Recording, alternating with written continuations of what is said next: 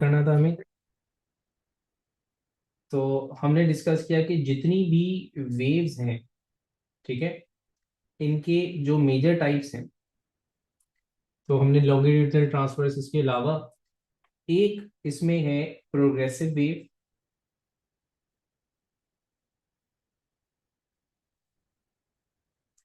और एक है स्टेशनरी वेव्स। अब तक हमने जितनी भी बातें की थी वो सब प्रोग्रेसिव वेव के हवाले से की थी, ठीक है ना। क्या बातें की थी? अगर एक वेव जो है वो किसी एक पॉइंट से, अब वेव क्या है? एनर्जी कैरियर, ठीक है ना। तो एनर्जी के टर्म्स में अगर बात करूं मैं कि if the energy is being transferred from one point two another, एक पॉइंट से ट्रैवल करके दूसरे पॉइंट पर आपके पास वेव एनर्जी लेकर के जा रही है, जैसे कि अब तक के सारी वेव्स हमने पढ़ी थी, वो आपके पास स्टेशनरी वेव्स थी, ठीक है ना। सोर्स से वेव निकल के, सोर्स से एनर्जी लेकर के एक दूसरे एंड तक जा रही थी, ये सब क्या थी आपके पास? ये थी आपके पास अ प्रोग्रेसिव वेव, ठीक है। Stationary wave on the other hand is a wave that is confined between two points, right. Progressive wave में क्या था? ये एक वेव का सोर्स है, ठीक है, और यहां से वेव ट्रैवल कर रही है जहां तक जा सकती है, जहां तक उसका एम्पलीट्यूड डाई आउट नहीं कर रहा, जहां तक वो ट्रैवल कर रही है वो वेव ट्रैवल एक पॉइंट से दूसरे पॉइंट तक जा रही है, ठीक है ना, फिजिकली ट्रैवल कर रही है। वो एक प्रोग्रेसिव वेव थी जो अब तक सारी पढ़ी आप लोगों ने, ठीक है। अब आपके पास स्टेशनरी वेव क्या है? A wave that would be confined between two points, point A point B, यहां से यहां, यहां से यहां। तो जो ट्रांसफर ऑफ एनर्जी होगा वो एक्चुअली आपके पास बिटवीन टू पॉइंट कन्फाइंड होगा। फॉर एग्जांपल पॉइंट ए से पॉइंट बी, पॉइंट बी से पॉइंट ए, पॉइंट ए से पॉइंट बी, पॉइंट बी से पॉइंट ए, ऐसे इस तरह करके आपके पास ही चलता रहेगा, ठीक है। तो सबसे पहले stationary, progressive and stationary wave के बारे में अगर हम लिखें, तो मैंने कहा कि प्रोग्रेसिव वेव आपके पास कौन सी हैं?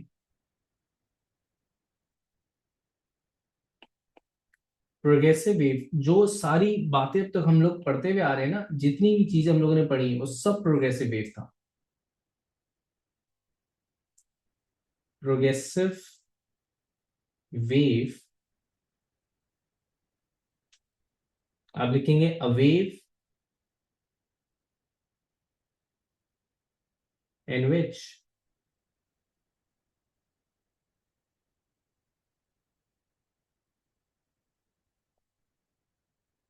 एनर्जी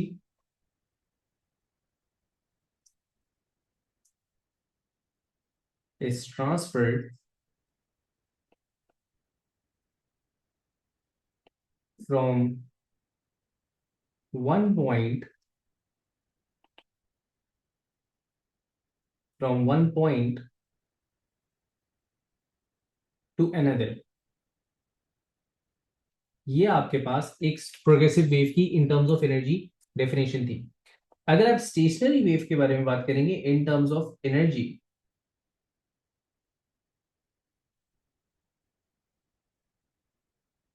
स्टेशनरी वेव कैसे कह रहे हो? A wave in which the transfer of energy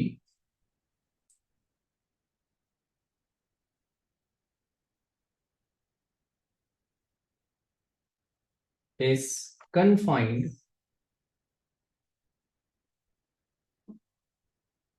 between two points।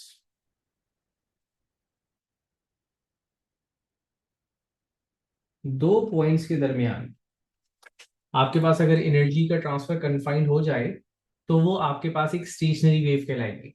Example दो स्टेशनरी वेव की, स्टेशनरी वेव की एग्जाम्पल में आपके पास द स्ट्रिंग, जो गिटार स्ट्रिंग के अंदर आपके पास वेव बन रही होती है ना, that is the stationary wave. किसी फ्लूट के अंदर, जो आपके पास फ्लूट होता है उसके अंदर जो, या फिर जितने भी आपके पास फ्लूट या ट्रम्पेट या इस टाइप के जितने भी आपके पास क्या कहते हैं म्यूजिकल इंस्ट्रूमेंट्स हैं जिसमें एयर पाइप इन्वॉल्व है, ठीक है। तो not sound wave, sound wave एक ट्रांसवर्स वेव है, wave formed in a string of a guitar, वो आपके पास क्या कहते हैं एक स्टेशनरी वेव है। देखिए अगर मैं गिटार प्ले कर रहा हूं तो मैं स्ट्रिंग को प्लग करता हूं, तो स्ट्रिंग भी वाइब्रेट कर रही है, एक तो वो वेव हो गई, और उससे जो साउंड जनरेट हो रहा है वो ट्रैवल कर रहा है। तो हम जो साउंड ट्रैवल कर रहा है वो प्रोग्रेसिव वेव का हम उसकी बात नहीं कर रहे, हम बात कर रहे हैं उस वेव की जो कि स्ट्रिंग के अंदर बनी थी। फ्लूइड के अंदर जब मैंने साउंड क्रिएट किया तो दो वेव्स थी आपके पास, एक वो साउंड वेव थी, तो वही साउंड वेव ही, एक वो साउंड वेव जो कि फ्लूइड के अंदर बनी थी, ठीक है ना, और एक साउंड वेव वो जो कि ट्रैवल कर रही थी। तो हम जो फ्लूइड के अंदर बन रही है साउंड वेव, हम उसकी बात कर रहे हैं, ठीक है ना। तो ये बेसिकली एग्जाम्पल के तौर पे मैं एक एग्जाम्पल यहाँ पे लेकर उसके बाद मल्टीपल एग्जाम्पल से हम लोग उसकी डिस्कशन करेंगे। तो मैंने कहा एग्जाम्पल में a wave formed in a string of a guitar।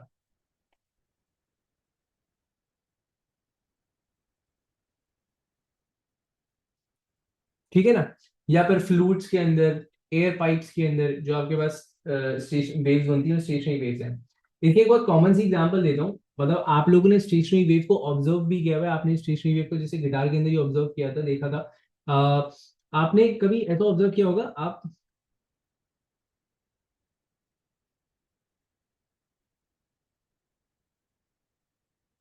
बिल्कुल बिल्कुल बिल्कुल, पार्टिकल की मूवमेंट वैसे ही है, वेव की मूवमेंट डिफरेंट है, ठीक है ना।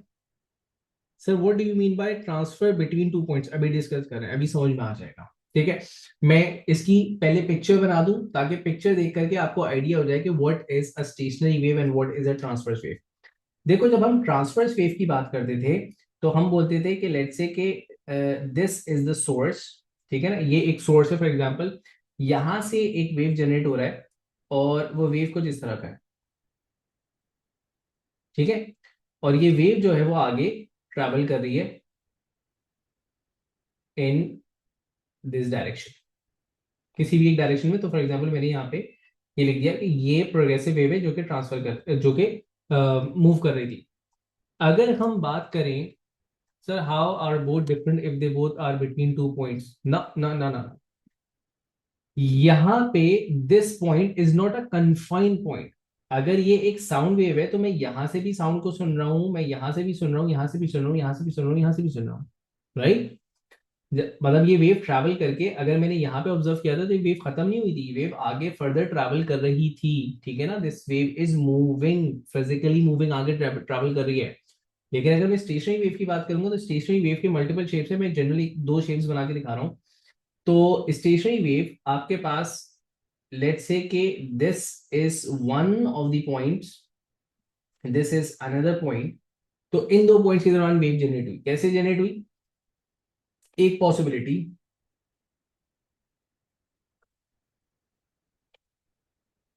आपके पास ये वेव बनी, स्टेशनरी वेव कुछ इस तरह की होगी, लाइक आपके पास ये एक स्ट्रिंग थी, ठीक है, जिसको आपने लेट्स से गिटार स्ट्रिंग थी, इसको आपने यहां से प्लग किया।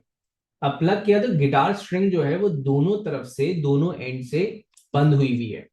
यहाँ पे जो वाइब्रेशन हो रही है वो पार्टिकल लेट्स से कि ये स्ट्रिंग ऊपर गई, ये स्ट्रिंग फिर उससे नीचे आएगी, फिर इसका एम्पलीट्यूड कम होगा, फिर इसका एम्पलीट्यूड जीरो हुआ, फिर इसका एम्पलीट्यूड इधर गया एंड फिर ये मैक्सिमम एम्पलीट्यूड पे गई, फिर यहां से ये वापस आई, फिर ये इधर आई, मतलब जो वाइब्रेट जो स्ट्रिंग है वो आपके पास वाइब्रेट होते हुए ऊपर जा रही है, वाइब्रेट होते हुए नीचे आ रही है पूरा। तो हमने इसके मैक्सिमम पॉइंट्स बनाए हुए कि स्ट्रिंग एक यहां पर होगी या फिर स्ट्रिंग यहां पर होगी, मैक्सिमम एंड्स बनाए हुए, और फिर इसके दरमियान इसे इसका एम्पलीट्यूड कम होता चला जाएगा, फिर ये यूं ट्रेवल करेगी। This is the image of string after being plug. दूसरा पॉसिबिलिटी क्या हो सकता है, दूसरी पॉसिबिलिटी ये हो सकती है कि देखो स्ट्रिंग आपके पास जैसे कि ये एक पॉइंट था, ये एक पॉइंट था, अब इसमें स्ट्रिंग किस तरह कन्फाइंड है, तो बहुत ध्यान से देखना, मैंने कहा this was the actual string position, ठीक है, प्लग करने से पहले, सही है। अब मैंने इसको प्लग किया फ्रॉम अ डिफरेंट पॉइंट, ठीक है, मैंने डिफरेंट पॉइंट से इसको प्लग किया, तो अब आपके पास जो स्ट्रिंग बन रही है, जो आपके पास वेव बन रही है, वो ये वाली वेव है,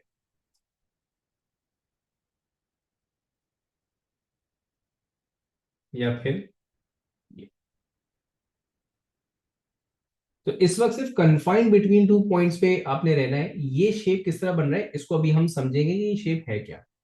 तो इसका मतलब ये है कि स्ट्रिंग जो है वो, मतलब जो वेव है वो दो पॉइंट्स के दरमियान है, वेव किस तरह होगी, लेट्स से कि फर्स्ट इंस्टेंट वेव मैंने ये बनाई, उसके बाद जो नेक्स्ट इंस्टेंट वेव था वो इसका एम्पलीट्यूड यहां से कम हुआ, इसका एम्पलीट्यूड यहां से कम, वेव आगे नहीं जा रही है, एम्पलीट्यूड कम हो रहा है, फिर ये फर्दर कम हुआ, फिर ये जीरो हो गई, फिर ये ऑपोजिट डायरेक्शन में इसका इस तरह गई, एंड फर्दर इंक्रीज हो गए मैक्सिमम उसी पॉइंट का, मतलब एंटी फेस जिसे कह लें वो बन गई। तो हम क्या बनाते हैं, हम मैक्सिमम पॉइंट बनाते थे कि वेव या तो इस शेप में होगी या फिर इस शेप में होगी, तो मतलब ये वाइब्रेटिंग इसका पॉइंट्स रहेंगे, ठीक है ना। तो ये जो एनवेलप हमने बनाया हुआ है ये बेसिकली मैक्सिमम पोजीशंस बनाए हुए हैं कि वेव या तो इस इंस्टेंट पर होगी, फिर वाइब्रेट करके दूसरा मैक्सिमम इंस्टेंट इसका ये होगा। इन दो पॉइंट्स के दरमियान वेव कन्फाइंड है, वेव ना इधर जा रही है ना वेव इधर जा रही है। हाँ, वेव का शेप यही रहेगा, हाँ एम्पलीट्यूड कम होता चला जाएगा हर इंस्टेंट पे। For example T instant zero पे ये था, एक सेकंड बाद ये हो गया, या दूसरे इंस्टेंट बाद ये हो गया, तीसरे इंस्टेंट बाद इसी तरह वेव जो है वो मैक्सिमम, यस, जितना मैक्सिमम पॉजिटिव में जा रहा है उतना मैक्सिमम नेगेटिव में जाएगा एक पार्टिकल। ये समझ ले कि ये इस पार्टिकल की डिस्प्लेसमेंट है जो कि यहां से लेके यहां तक है, ये इस पार्टिकल की डिस्प्लेसमेंट है, ये यहां से लेके यहां तक है। तो पार्टिकल जो है वो इसी तरह आपके पास क्या करते रहेंगे, वाइब्रेट करते रहेंगे। यहाँ पे पार्टिकल इस तरह वाइब्रेट कर रहा है। फर्दर क्या पॉसिबिलिटीज हो सकती है, वेव एक और एनवलप ऐड कर दें, इसके बाद एक और एनवलप ऐड कर दें, तो वेव एक कंफाइंड फॉर्म रहेगा कि आपके पास स्पेसिफिक एनवलप्स बन रहे होंगे, ठीक है। अच्छा, अब आपने बोला sir energy confined between two points, ये चीज समझा दें। एनर्जी, वेव यहां से यहां एनर्जी लेके जा रही है, फिर यहां से वापसी यहां लेकर आ रही है, फिर यहां से यहां लेके जा रही है, फिर यहां से यहां लेकर आ रही है। तो लेट्स से कि these were the two points A and B, energy का जो ट्रांसफर है वो ए से बी पर है, बी से वापस ए पर है। जब आप प्रोग्रेसिव वेव की बात करते हो तो ऐसा तो बिल्कुल भी नहीं होता ना आपके पास, रिफ्लेक्शन एक अदर चीज है, मतलब बिल्कुल ही डिफरेंट है। लेकिन मैं ये तो नहीं कह रहा ना कि वेव जाएगी और उसी एम्पलीट्यूड के साथ वापस आएगी, फिर उसी एम्पलीट्यूड के साथ जाएगी, दो पॉइंट्स के दरम्यान रहेगी, ऐसा नहीं होने वाला आपके पास, ठीक है। नहीं, इनफाइनाइट एनर्जी नहीं है, इनफाइनाइट एनर्जी नहीं है, डेफिनेटली ग्रेजुअली क्या होगा कि ये जो मैक्सिमम एम्पलीट्यूड है ये डिक्रीज होते होते फिर वेव एक दफा दोबारा अपनी सिचुएशन पे वापस आ जाएगी। इसकी जनरल सी एग्जांपल, टकरा के वापस देखो, बेसिकली यस टकरा के वापस अभी इसकी फॉर्मेशन देखेंगे तो समझ में आ जाएगा। कॉमन सी एग्जांपल ये है कि आप लोगों ने बचपन में काम ये किया होगा कि रबर बैंड लेकर के आपने अपने स्केल में लगाया और स्केल में लगा के उसको प्लग किया, प्लग करते तो आप वाइब्रेशन ऑफ द स्केल को ऑब्जर्व करते हो। वाइब्रेशन ऑफ द स्केल कहाँ जाती है, ऊपर नीचे, वो स्टेशनरी वेव बन रही है। स्केल के जो दो एंड्स थे ना वहां पे आपने स्ट्रिंग को कन्फाइन किया हुआ था और वो जो वाइब्रेशन है वो उन्हीं दो पॉइंट्स के दरमियान था। अब जिस तरह डिफरेंट फ्रीक्वेंसीज डिफरेंट वेवलेंथ्स होती हैं, तो ये wave different frequencies and different wavelengths की है। ये भी let's say point A B के दरमियान बन रही थी, ये भी पॉइंट ए बी के दरमियान बन रही थी, इसकी फ्रीक्वेंसी एंड वेवलेंथ अलग है, इसकी फ्रीक्वेंसी वेवलेंथ अलग है। बेटा into other forms, definitely into other forms आ रही होगी आपके पास, जो एक पार्टिकल की एनर्जी है वो इन अदर फॉर्म्स आ रही है, ठीक है। मतलब हमारी प्रोग्रेसिव वेव भी ता कयामत तो नहीं रहती ना, मतलब मैं बोल रहा हूँ तो किसी एक जगह जाकर के वो डिसिपेट तो रही है, उसे वेव का एब्जॉर्प्शन होता है, चाहे वो लाइट वेव हो, चाहे वो माइक्रोवेव, मतलब इलेक्ट्रोमैग्नेटिक वेव्स, किसी भी किस्म की इलेक्ट्रोमैग्नेटिक वेव्स हो या साउंड वेव्स हो, वेव का जो एम्पलीट्यूड है वो डिक्रीज होता है, ये बात हम लोग इंटेंसिटी में पढ़ चुके हैं। वेव के एम्पलीट्यूड के डिक्रीज होने को एटेन्युएशन कहते हैं। एटेन्युएशन इज अ कॉन्सेप्ट, जब आपके पास एटेन्युएशन के वर्ड से हमारे पास यहाँ पे कोई ताल्लुक नहीं, सिर्फ समझा रहा हूँ। एटेन्युएशन इज अ कॉन्सेप्ट जहां पर आप ये कहते हैं कि वेव की इंटेंसिटी ग्रेजुअली डिक्रीज हो रही है ड्यू टू दी एनर्जी जो कि अदर फॉर्म्स में एब्जॉर्ब होकर जा रही है, ठीक है। हम ये नहीं कह रहे कि एनर्जी का कंटेंट उतना ही रहेगा, एनर्जी का मैग्नीट्यूड उतना ही रहेगा, डेफिनेटली ग्रेजुअली वो डिक्रीज कर रही होगी, लेकिन एनर्जी इवन डिक्रीज होने के बाद भी जो ट्रांसफर है वो इन दो पॉइंट्स के दरमियान ही कन्फाइंड रहने वाला है। So where the energy transfer of energy is confined between two points, the wave takes a different shape, ठीक है। एंड उसे आप स्टैंडिंग वेव या स्टेशनरी वेव कहते हैं। स्टैंडिंग या स्टेशनरी वेव इसलिए कह रहे हैं कि ये वाली वेव देखो तो ये थोड़ी देर बाद यहां आ गई थी, लेकिन ये वेव यहीं रहेगी, इन्हीं दो पॉइंट्स के दरमियान ऑसिलेशन होती रहेगी पार्टिकल्स, ठीक है। तो this is what the basic thing of stationery wave is, ठीक है। अब अब जैसे मैंने कहा था यहाँ पे मैंने मल्टीपल शेप्स बनाए थे, एक ये बनाया था, एक ये बनाया था, इसके अलावा मैंने कहा लेट्स से कि एक फर्दर शेप ये बन सकता है कि आप इसी में एक एनवलप और ऐड कर देते या इसी में एक एनवलप और ऐड कर देते। तो एक चीज यहाँ पे समझ में आ रही है कि आपके पास जो स्टेशनरी वेव बनेगी वो very specific amount of wavelength या स्पेसिफिक अमाउंट ऑफ फ्रीक्वेंसीज पे बनेगी।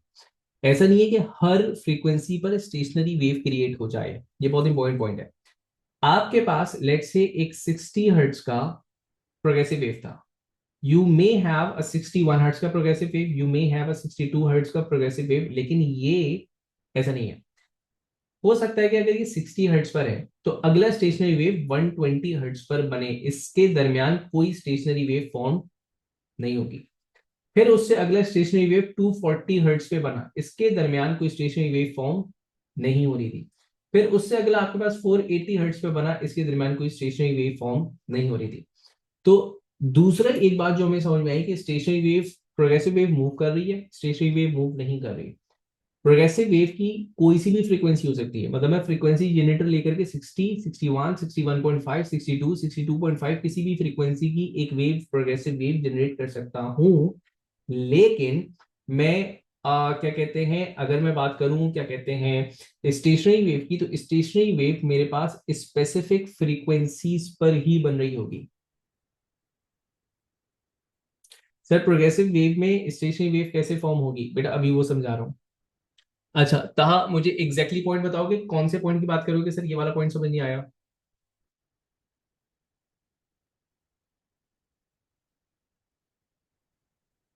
हाँ ये पॉइंट अभी इस पॉइंट को अभी बहुत ज्यादा मतलब ये समझ लो, सुन लो, ठीक है ना। इसका समझ में आने वाला पॉइंट अभी थोड़ी देर में आएगा, कि जहां पे तुम्हें इस बात का पता चलेगा कि वो स्पेसिफिक फ्रीक्वेंसीज क्या है, क्या मतलब है कि स्टेशनरी वेव जो है स्पेसिफिक फ्रीक्वेंसीज पे बनेगी, और उसको अभी समझाता हूँ। ठीक है। अच्छा गिटार सबने देखा हुआ होगा, गिटार की जो नेक होती है, गिटार की नेक पे स्पेसिफिक इंटरवल्स बने हुए होते हैं, ठीक है ना। अगर आप उन इंटरवल्स को हटा दो और किसी और पॉइंट पे रखोगे, आपके पास स्टेशनरी वेव फॉर्म नहीं होगी, मतलब साउंड नहीं आएगा उसमें से। मतलब वो स्पेसिफिक वो पॉइंट्स गिवन होते हैं आपके पास जहां पे स्टेशनरी वेव फॉर्म हो रही होती है, ठीक है ना। अभी बस थोड़ी सी मतलब ग्रेजुअली समझना है, समझ में आएंगी चीजें। पहले कुछ प्रॉपर्टीज पढ़ लो स्टेशनरी वेव की, ठीक है ना। स्टेशनरी वेव की सर्टेन प्रॉपर्टीज, मैंने कहा प्रॉपर्टीज ऑफ स्टेशनरी वेव्स।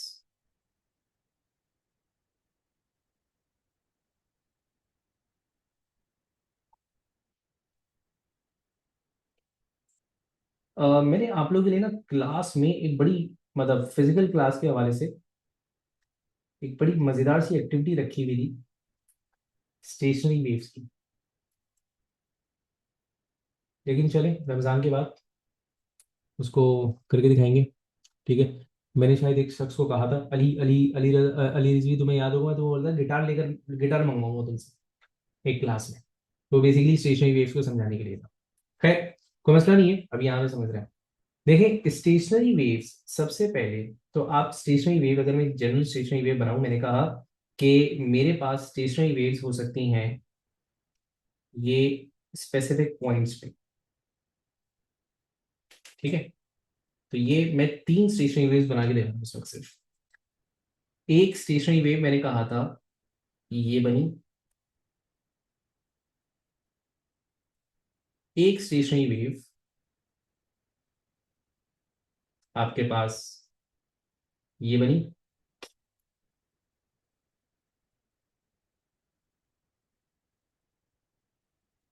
ठीक है। इसकी नेक्स्ट स्टेशनरी वेव जो है वो आपके पास लेट्स से ठीक है, ये थोड़ा सा मुश्किल हो जाएगा लेकिन कोशिश करते हैं। तो ये तो थर्ड स्टेशनरी वेव आपके पास लेट्स से इस शेप की होगी, इसके दरमियान का और कोई शेप नहीं होगा, मतलब इसके और इसके दरमियान का कोई शेप नहीं होगा, ठीक है। अच्छा मैं बिल्कुल है बजिए बेटा, बिल्कुल है, और हमने पढ़ा हुआ भी है, ठीक है। अच्छा अब बहुत ध्यान से समझिएगा बात को।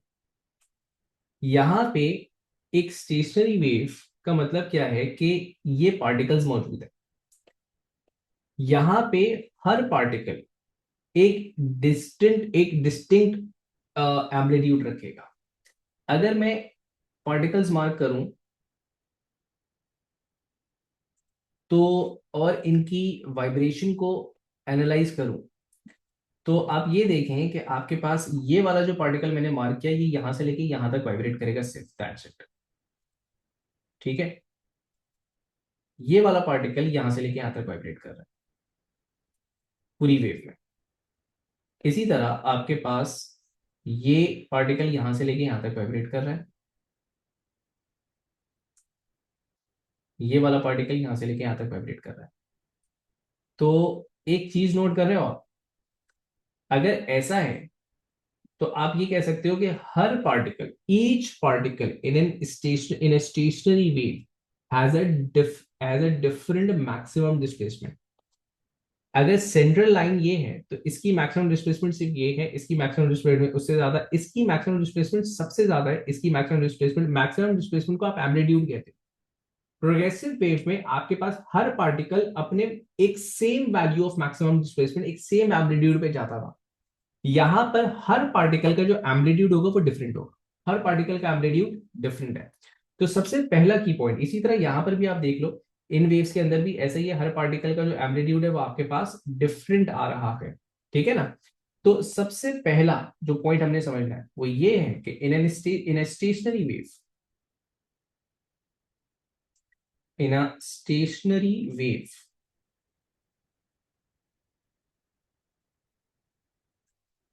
each particle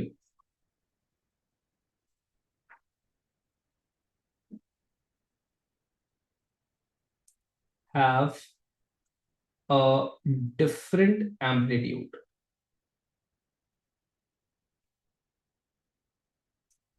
हर पार्टिकल का एम्पलीट्यूड क्या होगा,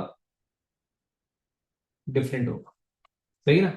इस पार्टिकल का डिफरेंट है, इसका डिफरेंट है, इसका डिफरेंट है, क्यों, ये इससे ज्यादा डिस्प्लेसमेंट नहीं जाएगा।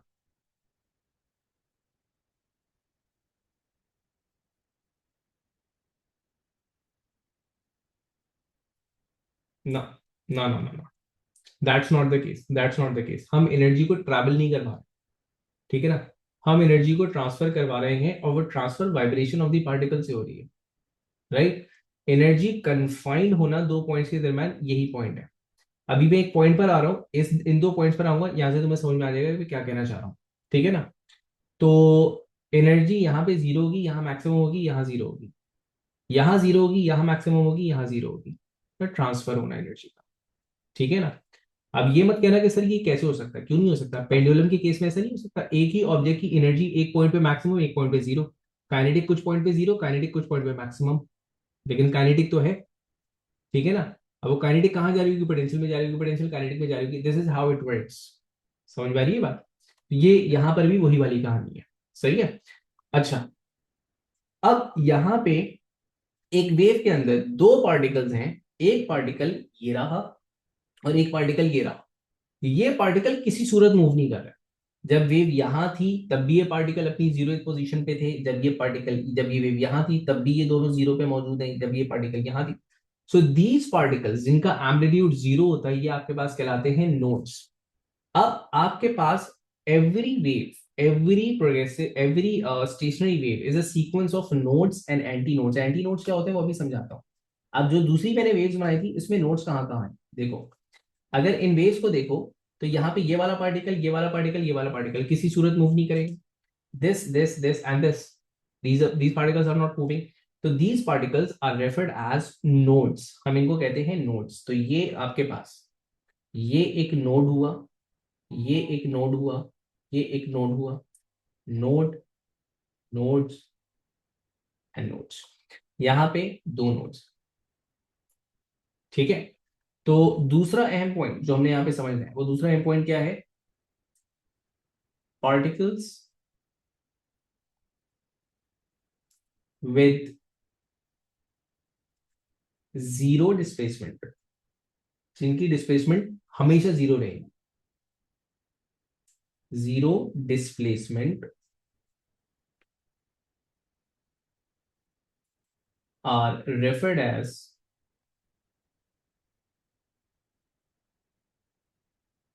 nodes. इनको आप नोड्स कह रहे हो, ठीक है। अच्छा, अब इन्हीं वेव्स में ऐसे पार्टिकल्स देखो जिनका एम्पलीट्यूड जो है वो सबसे ज्यादा है, ठीक है ना। अब मैं डिस्प्लेसमेंट नहीं बोल रहा, मैं एम्पलीट्यूड बोल रहा हूं। क्यों? क्योंकि हर पार्टिकल का एम्पलीट्यूड एक दूसरे पार्टिकल से अलग है।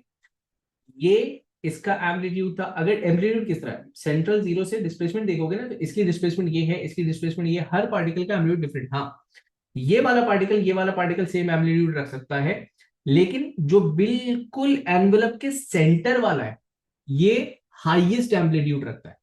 इस जैसा एम्पलीट्यूड इन दोनों का भी नहीं है, इन दोनों का इससे कम होगा। इसी तरह ये वाला और ये वाला, ये जो तो पार्टिकल्स हैं ये हाईएस्ट एम्पलीट्यूड, ग्रेटेस्ट एम्पलीट्यूड रखते हैं। यहाँ पे ये और ये, these are the particles with which are having greatest amplitude. इन पार्टिकल्स को आप नाम देते हो एंटी नोड्स का। तो एक ये एंटी नोड हुआ, एक यहाँ पे दो एंटी नोड्स हो गए, यहाँ पे आपके पास तीन एंटी नोड्स हो गए। तो स्टेशनरी वेव्स क्या है? Sequence of nodes, anti nodes, nodes anti nodes. Her node के बाद एक एंटी नोड आएगा, एंटी नोड के बाद एक नोड आएगा, ठीक है ना। हर दो नोड्स के दरमियान एक एंटी नोड है, हर दो एंटी नोड्स के दरमियान एक नोड है। इस तरह की एक सीक्वेंस स्टेशनरी वेव में बन रही है। तो पहले इस पॉइंट को लिख लूं, फिर इस पर फर्दर बात करता हूं। मैंने पॉइंट लिखवाया, पार्टिकल्स विथ मैक्सिमम या लार्जेस्ट डिस्प्लेसमेंट के लिए, लार्जेस्ट एम्पलीट्यूड के लिए, लार्जेस्ट या greatest amplitude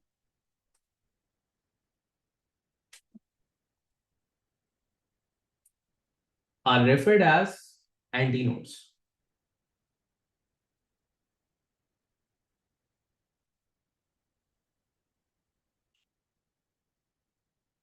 Referred as antinodes. ए से रिप्रेजेंट कर रहे हैं।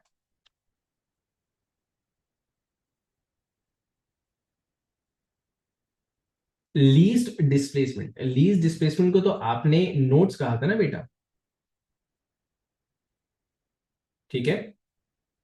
अगर तुम इस वाले पार्टिकल की बात कर रहे हो तो देखो एम्पलीट्यूड तो आप यहां से मेजर कर रहे हो, तो ये यहां पर भी मैक्सिमम ही है, बस नेगेटिव साइन आ गया क्योंकि ऑपोजिट डायरेक्शन है। यहां पर भी मैक्सिमम है, नेगेटिव में भी मैक्सिमम है। तो ये दोनों, ये पूरा पार्टिकल ये नोड कहला रहा है।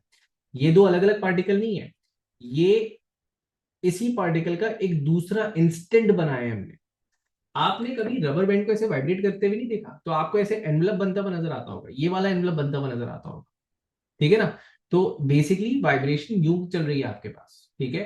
वेव पहले ऐसे थी, फिर कम हुई, फिर डिस्प्लेसमेंट कम हुई, फिर डिस्प्लेसमेंट नेगेटिव में गई, फिर डिस्प्लेसमेंट नेगेटिव मैक्सिमम पे गई, फिर आहिस्ता आहिस्ता कम हुई, फिर इस तरह, ये इस तरह वाइब्रेट करता रहेगा आपके पास। आई बात समझ में?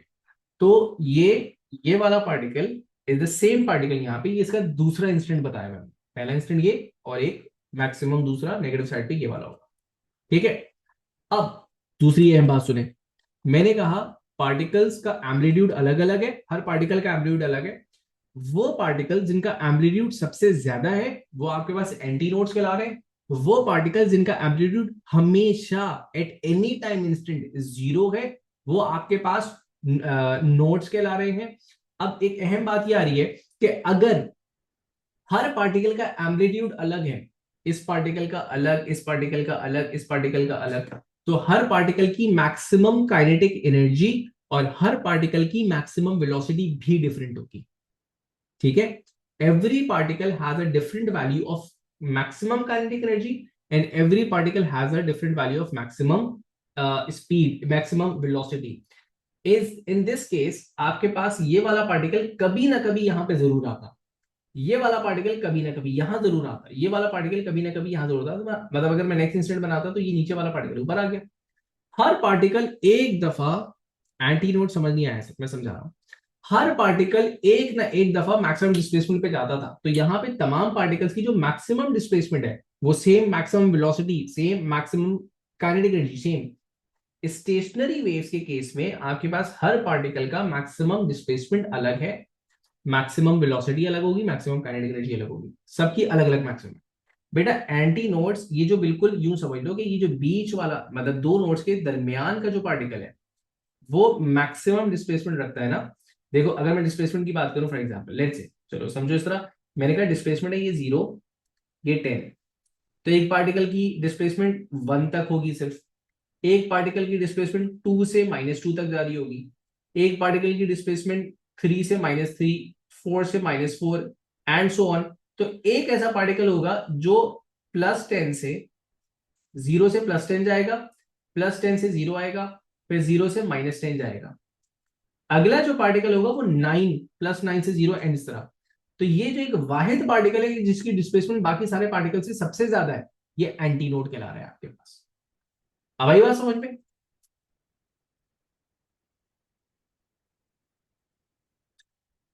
ठीक है, चलो। तो मैं ये जो वेलोसिटी वाला पॉइंट था मैं इसको लिख रहा हूं। जो एक और बात हमने समझी वो ये समझी कि ईच पार्टिकल, समझ पा रहे हो कि हर पार्टिकल डिफरेंट बिहेवियर रखता है।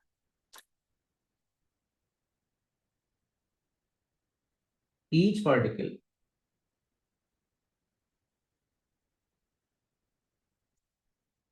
हैव अ डिफरेंट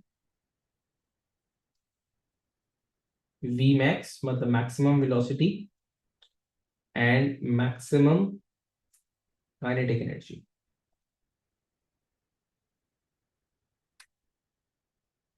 ना, वहां पे पोटेंशियल एनर्जी मैक्सिमम होगी, तो मैक्सिमम पोटेंशियल एनर्जी भी कह देता हूँ। मैक्सिमम काइनेटिक एनर्जी यहां पर भी आपके पास सेंट्रल पॉइंट पर होगी, मतलब इन पॉइंट्स पे। सही है, maximum kinetic, maximum velocity, maximum kinetic energy अभी भी सेंट्रल जीरो पे। लेकिन ये यहां से एक्सेलरेट कर रहा था, ये यहां से एक्सेलरेट कर रहा था, और डेफिनेटली इसकी वेलोसिटी ज्यादा होगी, इसकी वेलोसिटी क्या होगी, कम होगी। ठीक है, मैंने कहा हर पार्टिकल, देखो पेंडुलम देखा था ना, अब आपके पास चार पेंडुलम्स है, एक पार्टिकल की ऑसिलेशन कम है, दूसरे की उससे ज्यादा, तीसरे की उससे ज्यादा, चौथे की सबसे ज्यादा। अब जिसकी डिस्प्लेसमेंट सबसे ज्यादा है वो यहां से यहां तक आएगा, इसकी वेलोसिटी सबसे ज्यादा होगी। तीसरे की उससे थोड़ी कम, चौथे की उससे कम, दूसरे की उससे कम, तीसरे की उससे कम, चौथे की उससे कम। तो इसको मतलब हर पार्टिकल की जो डिस्प्लेसमेंट है, क्योंकि डिफरेंट डिस्प्लेसमेंट कवर कर रहे हैं तो वेलोसिटी डिफरेंट हो जाएगी भाई। डिफरेंट वेलोसिटी कवर कर रहे हैं तो काइनेटिक एनर्जी भी डिफरेंट है, पोटेंशियल एनर्जी भी डिफरेंट है। आई बात समझ में? जब डिफरेंट पोजीशंस पे जा रहे हैं तो पोटेंशियल डिफरेंट है, तो जब उससे वापस आएंगे तो काइनेटिक एनर्जी भी डिफरेंट होगी। समझ में आई बात? अब सबसे वी मैक्स, मैक्सिमम वेलोसिटी दोस्त, मैक्सिमम वेलोसिटी, समझ में आई? अब सबसे मजेदार बात सुनना, बल्कि सबसे मजेदार बात बाद में। मुझे एक बात बताओ कि अगर मैं बोलूं कि ये वाली एक वेव बनी हुई है, तो मुझे एक बात बताओ कि जो प्रॉपर वेव थी वो तो ऐसी होती ना। तो ये जो दो नोड्स के दरमियान का डिस्टेंस है, क्या मैं कह सकता हूं कि ये हाफ वेवलेंथ के बराबर है? इस वाले केस में देखो, दूसरी वाली वेव देखो, ये एक पूरी वेव बन रही है ना, तो दो नोड्स के दरमियान जो डिफरेंस है वो अगेन हाफ वेवलेंथ हो गया। इसी तरह यहां दो नोड्स के दरमियान, इस वाले नोड से और इस वाले नोड के दरमियान क्या हो गया, हाफ वेवलेंथ। ठीक है, हाँ ये जरूर कह सकता हूं कि सर अगर आप ये कह रहे हैं कि यहां से लेके यहां तक का डिस्टेंस है 10 सेंटीमीटर, तो इसकी वेवलेंथ हो गई 5। ठीक है, नहीं इसकी वेवलेंथ हो गई आपके पास, ये हाफ वेवलेंथ थी तो इसकी वेवलेंथ हो गई आपके पास 20, इसकी वेवलेंथ हो गई आपके पास 10 सेंटीमीटर, इसकी वेवलेंथ आपके पास उससे ज्यादा कम हो गई। तो इसका मतलब ये, यानी दो पॉइंट्स ऑफ जीरो डिस्प्लेसमेंट, हाँ एग्जैक्टली एग्जैक्टली। तो इसका मतलब है सर आप ये कहना चाह रहे हैं कि ये अलग फ्रीक्वेंसी, ये अलग फ्रीक्वेंसी, अलग फ्रीक्वेंसी। यस, तो जैसे मैंने पॉइंट कहा था ना कि हर स्टेशनरी वेव एक डिफरेंट फ्रीक्वेंसी पे बनेगी और एक स्पेसिफिक फ्रीक्वेंसी पे बनेगी। अगर मैं कहूं कि ये दो पॉइंट्स फिक्स्ड हैं, मतलब ये एक स्ट्रिंग थी गिटार की, तो ये दो पॉइंट्स तो फिक्स होंगे ना, बंधे हुए हैं, बंधे हुए हैं तो मूव ही नहीं कर सकते। ये मूव नहीं कर सकता, ये मूव नहीं कर सकता। तो कोई और पॉसिबिलिटी है, तुम एक ऐसी वेव बना सकते हो यहाँ पे आधी करके कुछ, नहीं कर सकते ना, क्यों? क्योंकि इस पॉइंट ने बंधा हुआ है, इस पॉइंट ने फिक्स होना है। 20 कैसे आया, मैं समझाता हूँ। मैंने एग्जांपल ये दी थी कि देखो, अगर मैं कहूं कि ये दो जो स्ट्रिंग थी ना, स्ट्रिंग जो गिटार की स्ट्रिंग थी, उसकी लेंथ हमारे पास 20 सेंटीमीटर है। गिटार की स्ट्रिंग की लेंथ 20 सेंटीमीटर है। तो if this is half wavelength, तो ये तो पूरी वेव, हाफ वेवलेंथ 20 सेंटीमीटर के बराबर आ रही है, तो पूरी वेव कितनी हो जाएगी? 40 सेंटीमीटर। यहां पर एक पूरी वेव बन रही है 20 सेंटीमीटर के अंदर, तो मतलब वेवलेंथ इसकी कितनी हो गई? 20। यहाँ पे 1/3 वेव, सॉरी, यहाँ पे 1.5 वेवलेंथ बन रही है 20 सेंटीमीटर के अंदर, तो इसकी वेवलेंथ 20 से थोड़ी सी कम हो जाएगी, 15 16 समथिंग, इस तरह करके। तो ये हमने कहा कि हर वेवलेंथ अलग अलग होगी। तो अहम पॉइंट ये था जो समझने वाला है, वो 5वां पॉइंट मैं यहाँ लिख रहा हूं पहले, फिर इसको दोबारा एक दफा रिव्यू कर लेंगे। मैंने कहा distance between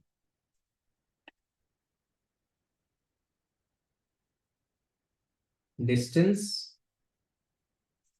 between two consecutive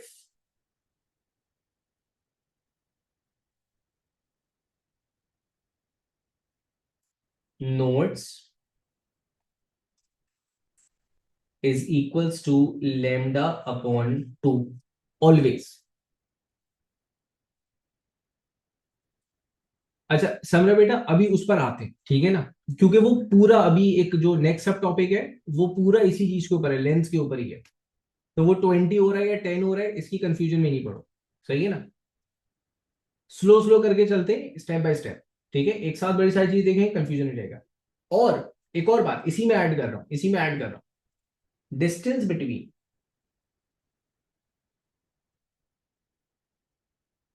distance between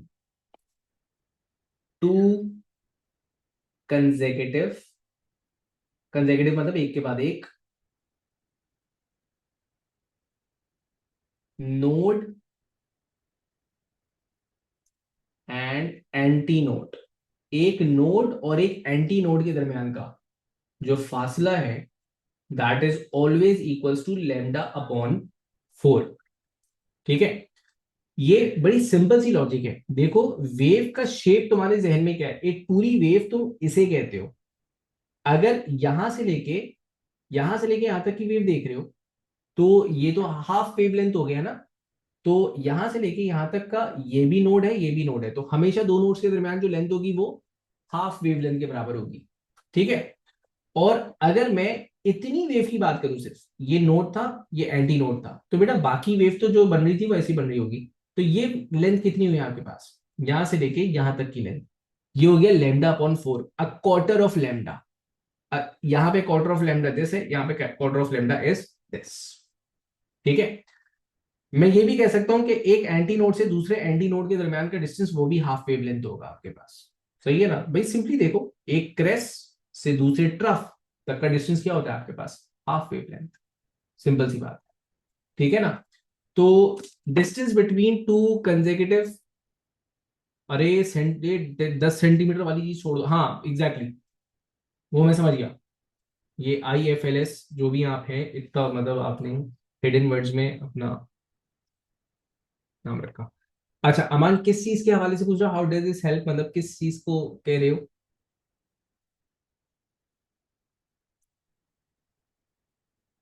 किस चीज को आपने पॉइंट करके बोला how does this help? Knowing quarter wavelength. Okay okay okay okay, मतलब मकसद क्या है, क्यों हम ये देख रहे हैं कि जनाब ये क्वार्टर वेवलेंथ है? आगे जब हम केसेस देखेंगे, जिन केसेस में हम बात करते हैं कि स्टेशनरी वेव्स कहाँ कहाँ बन रही हैं, तो वहां पे हमें देखना होगा, वहां पे हमें पता चल जाएगा क्वार्टर वेवलेंथ है और क्या है। और एट टाइम्स ये होगा कि हमें जो पूरी वेवलेंथ फॉर्म हो रही है उसके लिए हमें बाजों बात सिर्फ कहीं कुछ ऐसे केसेस होंगे जहां पे हमारे पास सिर्फ इतनी वेवलेंथ बनेगी। अब आप ये सोचोगे सर इतनी वेवलेंथ कैसे बन गई है? तो बहरहाल अभी बनेगी, अभी देखेंगे। तो यहां पर अगर हमारे पास ऐसी वेवलेंथ है, तो मैं क्वार्टर देख लूंगा कि जनाब एक नोड और एक एंटी नोड था, इसके दरमियान डिस्टेंस आ रहा था 10 सेंटीमीटर, 1 सेंटीमीटर, तो पूरी वेवलेंथ हो जाएगी 4 सेंटीमीटर की, इस तरह करके मुझे अंदाजा होगा। ठीक है ना? अब वो मजेदार पॉइंट की मैं बात कर रहा था कि वो मजेदार पॉइंट्स क्या है। देखो केसेस क्या होंगे, हम दो दो से तीन केसेस पढ़ेंगे, दो मेजर केसेस बता देता हूँ। एक होगा आपके पास stationary waves form in strings, तो वहां उसकी एग्जांपल्स अभी आप साथ साथ देख रहे हैं, लेकिन उसको तरीके से दोबारा देखेंगे। और एक होगा stationary wave forms in open pipes, ठीक है ना, जैसे फ्लूट के अंदर बनता है, ठीक है। तो वो यहाँ पे एक कॉमन सी एग्जांपल दूं, कभी बचपन में लाजमी सबने काम किया होगा, आपने कभी पेन का ढक्कन लेके उस पर ब्लो किया होगा, फूंक मारी होगी, कभी सीटी बज जाती थी, कभी नहीं बजती थी, ऐसा होता है। एट टाइम सीटी बज गई पेन के कैप से, एट टाइम्स नहीं बजी। समझ आ रही है? तो जो तुम ब्लो कर रहे थे ना, उसकी एक फ्रीक्वेंसी थी, तो उस फ्रीक्वेंसी पे अगर स्टेशनरी वेव बननी थी वो बनी और आपके पास सीटी बज गई, और अगर नहीं बननी थी तो सीटी नहीं बजी। ये एक छोटी सी एग्जांपल थी स्टेशनरी वेव की। तो जो सीटी बजती है ना, वो स्टेशनरी वेव होती है एक्चुअली। आपके पास फ्लूट की एग्जांपल अभी दूंगा। खैर, अहम पॉइंट पर आते हो, अगर ये समझ नहीं आया तो इसको छोड़ देना, ठीक है ना। अभी आगे समझ लेंगे इसको। अहम पॉइंट पर आते हैं, फेज डिफरेंस पे बात करते हैं। हाँ हाँ बिल्कुल साउंड है। देखो, स्टेशनरी वेव साउंड वेव में भी बनेंगी, स्टेशनरी वेव तुम्हारे पास स्ट्रिंग मैकेनिकल वेव्स के अंदर भी बनेगी, स्टेशनरी वेव्स तुम्हारे पास माइक्रोवेव्स में भी बनेंगी, स्टेशनरी वेव्स तुम्हारे पास लाइट वेव्स में भी बनेंगी। समझ में आ रही है बात? तो उसकी टेंशन नहीं लेना। फिर वही वाली बात आ गई, उससे जो साउंड ट्रैवल कर रहा है वो अलग है, और उस कैप के अंदर जो एयर पार्टिकल्स की वेव बन रही है वो अलग है। उससे आवाज निकली, उसने ट्रैवल किया, वो प्रोग्रेसिव वेव थी, लेकिन वो आवाज वाइब्रेशन, मतलब साउंड का सोर्स क्या है, वाइब्रेशन है ना, तो वो जो वाइब्रेशन थी वो स्टेशनरी वेव थी। समझ में आ रही है बात? तो हम उस आवाज की बात नहीं कर रहे जो वहां पे ट्रैवल कर रही है, हम उस वेव की बात कर रहे हैं जिसने आवाज क्रिएट की थी, जो कि कैप के अंदर बनी हुई है, वो स्टेशनरी वेव। अरे भैया अभी देखते हैं ना कैसे होगी, आराम आराम से देखेंगे, टेंशन क्या है। यहां तक की बातें क्लियर है? अब मैंने कहा हमें डिस्प्लेसमेंट समझ में आ गई स्टेशनरी वेव की as compare to progressive wave, हमें वेलोसिटी समझ में आ गई as compare to progressive wave, हमें नोड्स एंटी नोड समझ में आ गए as compare to progressive wave में तो खैर होते ही नहीं है। अब देखो बात करो फेज की। फेज डिफरेंस जिस तरह हम प्रोग्रेसिव वेव के अंदर निकालते थे, स्टेशनरी वेव में वैसा बिल्कुल भी नहीं है। मतलब स्टेशनरी प्रोग्रेसिव वेव में हम क्या बोलते थे, प्रोग्रेसिव वेव में हम ये बोलते थे कि ना फेज डिफरेंस होता था आपके पास 0 से लेके 360 तक, ठीक है, और ब्ला ब्ला ब्ला वो सारी बातें, T Y capital T into 360 या फिर एक्स बाय लेमडा इंटू 360। तो वो आपके पास ऐसा नहीं होगा यहाँ पे। यहां पर आपके पास या तो पार्टिकल्स कंप्लीटली इन फेज है, या तो particles completely out of phase है। अब किस तरह, वो गौर से देखिएगा। अगर मैं बात करूं एक दो नोड्स के दरमियान के तमाम पार्टिकल्स, ये तमाम पार्टिकल्स की बात कर रहा हूं, मतलब ये वाले तमाम पार्टिकल्स, दीज ऑल पार्टिकल्स जितने भी हैं, ये सारे इन फेज है। ये सारे पार्टिकल्स क्या है, इन फेज पार्टिकल्स है।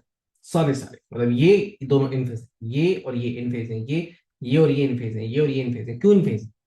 ये इसलिए इन फेज है कि ये तमाम पार्टिकल्स अपनी मैक्सिमम डिस्प्लेसमेंट पर मौजूद हैं, और ये तमाम पार्टिकल्स अपनी एक स्पेसिफिक डायरेक्शन रखते हैं।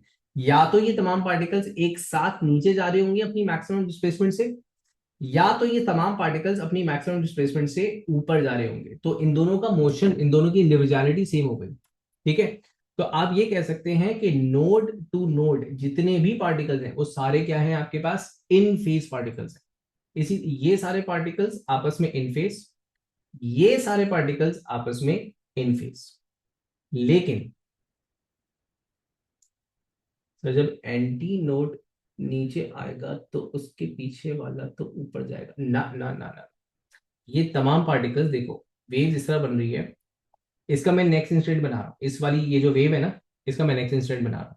बिल्कुल गौर से देखना, इस वक्त ये वेव यहां पर है, ठीक है।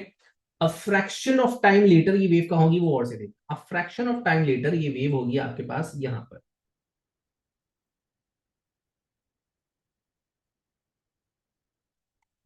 ठीक है। तो अब बहुत ध्यान से देखना, ये तमाम पार्टिकल्स अपनी मैक्सिमम डिस्प्लेसमेंट से नीचे आ गए, ये तमाम पार्टिकल्स अपनी मैक्सिमम डिस्प्लेसमेंट से ऊपर चले गए। तो इसका मतलब है कि ये वाले सारे पार्टिकल्स आपस में इन फेज थे, ये वाले तमाम पार्टिकल्स आपस में इन फेज थे। आई बस समझ में?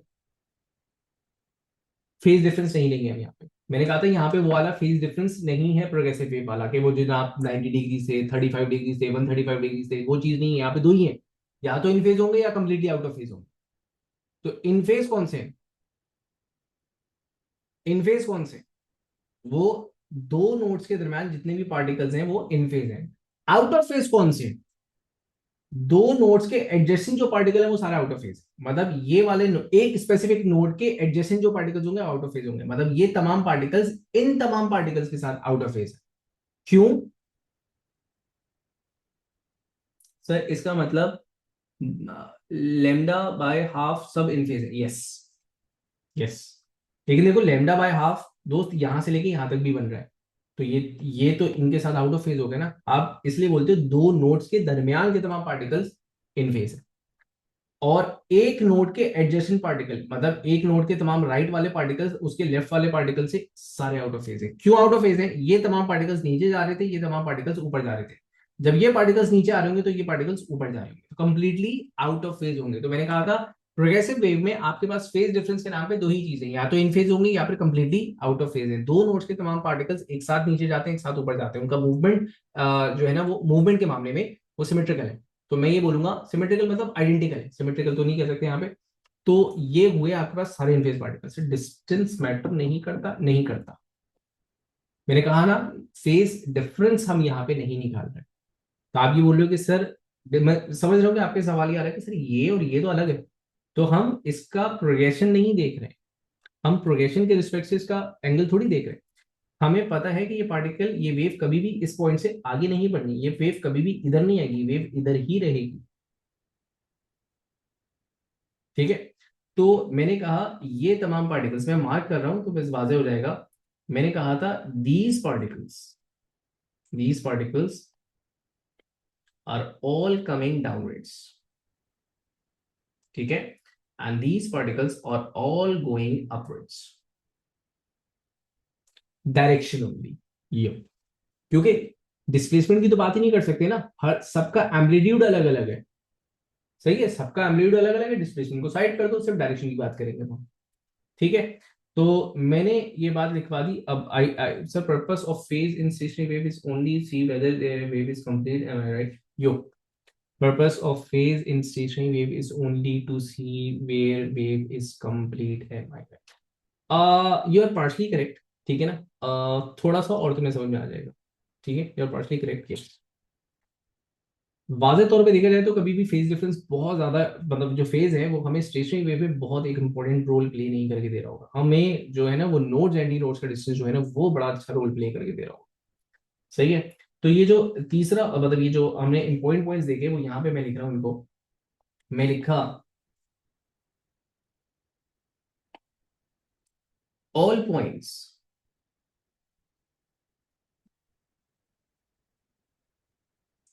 Between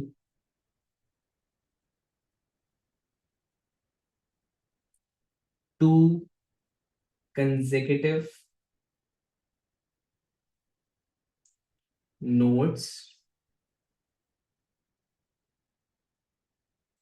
are always in phase। तमाम पार्टिकल क्या होंगे आपके पास? इन फेज होंगे।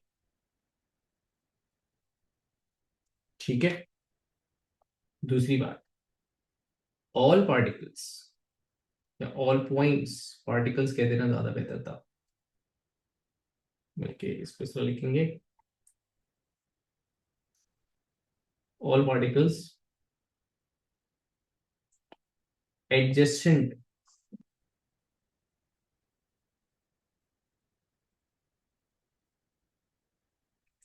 To a single node,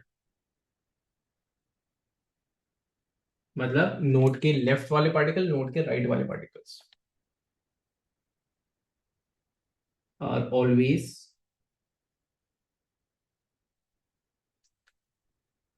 completely out of phase,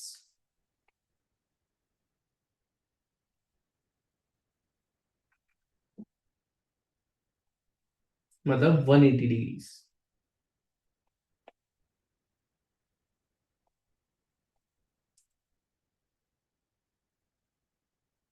Y consecutive, क्योंकि देखो मुझे जो इन फेज देखना होगा ना, वो मैं इन दोनों को देखूंगा, क्योंकि उस वक्त ये दोनों जो होंगे ना वो यहाँ होंगे।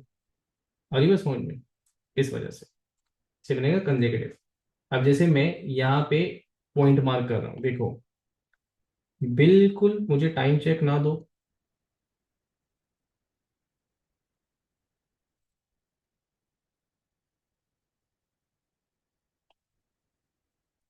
मैंने कहा आपके पास एक पार्टिकल है, ए बी सी, ठीक है। तो यहां पर मैं इधर ही लिख रहा हूं, तो वो देखिएगा, मैं लिखूंगा A and B are in phase, ठीक है।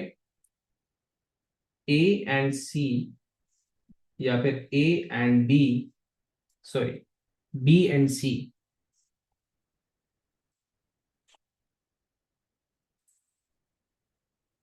Are completely out of face.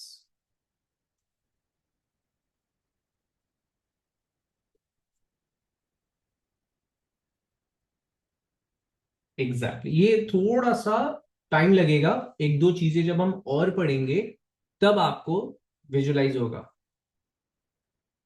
फिर से तो थोड़ा सा स्पेसिफाई करो, रीजन किस चीज का, ये एबीसी वाले की बात कर रहे हो?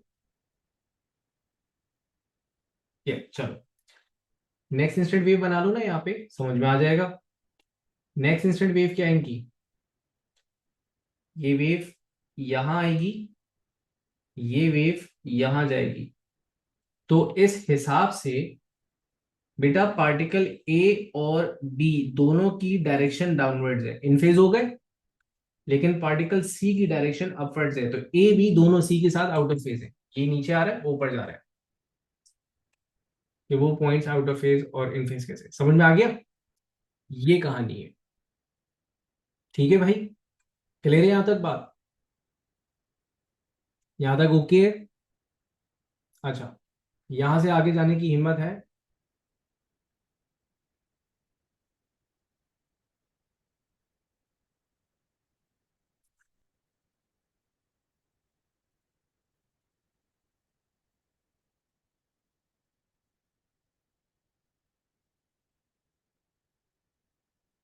तो पॉइंट्स डाउनवर्ड जा रहा है इन फेज, हाँ जो सारे पॉइंट्स एक साथ डाउनवर्ड जा रहे हैं वो इन फेज है, ठीक है ना।